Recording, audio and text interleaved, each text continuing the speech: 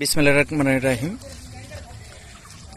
মধ্য দৌলতপুর সালেহা ইমারত সরকারি প্রাথমিক বিদ্যালয় মাঠ কর্তৃক আয়োজিত পাগলি ফুটবল টুর্নামেন্ট, যার সৌজন্যে আজকের এই আয়োজন।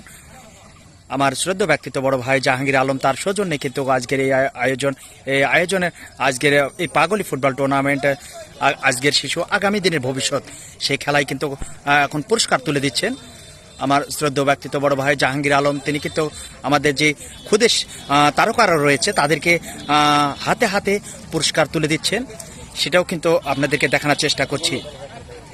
আজকের শিশু আগামী দিনের ভবিষ্যৎ। ক্রীড়ায় শক্তি, ক্রীড়ায় বল, মাদক ছেড়ে খেলায় চল। আমরা মাদককে না বলি, আমরা ইপটিজিংকে না বলি। অভিনন্দন জানাই এবং শুভকামনা জানাই। কে কোথায় থেকে আমাদের সাথে এই খেলাটি উপভোগ করছেন অবশ্যই একটু কমেন্ট করবেন। কমেন্টের মাধ্যমে কিন্তু আমরা জানিয়ে দেব কে কোথায় থেকে আমাদের সাথে যুক্ত রয়েছেন। ধন্যবাদ সবাইকে, ভালো থাকবেন, সুস্থ থাকবেন। এখন ম্যান অব দ্য ম্যাচ, আজকের এই পাগলি ফুটবল টুর্নামেন্টের ম্যান অব দ্য ম্যাচ পুরস্কার তুলে দিচ্ছেন জাহাঙ্গীর আলম এবং আশিক ভাই, তিনিও কিন্তু, এবং আমার শ্রদ্ধ ব্যক্তিত্ব বড় ভাই, তারা কিন্তু ম্যান অব দ্য ম্যাচকে পুরস্কার তুলে দিচ্ছেন। ধন্যবাদ এবং অভিনন্দন জানাই। আমাদের এরকম আয়োজন, এরকম যে ছোট্ট পরিসরে যে খেলাটি হলো, সেই খেলা আপনারা কে কোথায় থেকে আমাদের সাথে যুক্ত রয়েছেন অবশ্যই একটু কমেন্ট করবেন। কমেন্টের মাধ্যমে কিন্তু আমরা জানিয়ে দেব। ধন্যবাদ সবাইকে।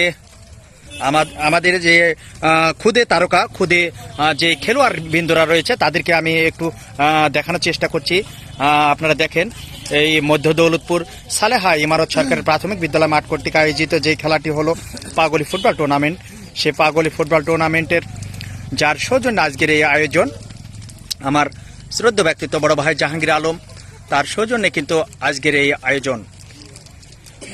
আমাদের খুদে তারকা, এই খুদে যেই তারকা রয়েছে তাদেরকে কিন্তু একটু দেখানোর চেষ্টা করছি। তারা কিন্তু পুরস্কার পেয়ে তারা কিন্তু আনন্দিত। অবশ্যই অবশ্যই তারা অবশ্যই এই দল, তারা কিন্তু চ্যাম্পিয়ন হচ্ছে আজকের এই পাগলি ফুটবল টুর্নামেন্টের চ্যাম্পিয়ন হচ্ছে। চ্যাম্পিয়ন দল তাদেরকেও দেখালাম এবং রানার্স আপ যে দলটি হয়েছে তাদেরকেও একটু দেখানোর চেষ্টা করলাম। ধন্যবাদ সবাইকে। এসব বলা লাগলে বলেন। আজকের এই ফাইনাল খেলা, তোমাদের সুন্দর খেলা, আমরা অত্যন্ত আনন্দিত। তো তোমাদের জন্য অনেক অনেক শুভকামনা রইল।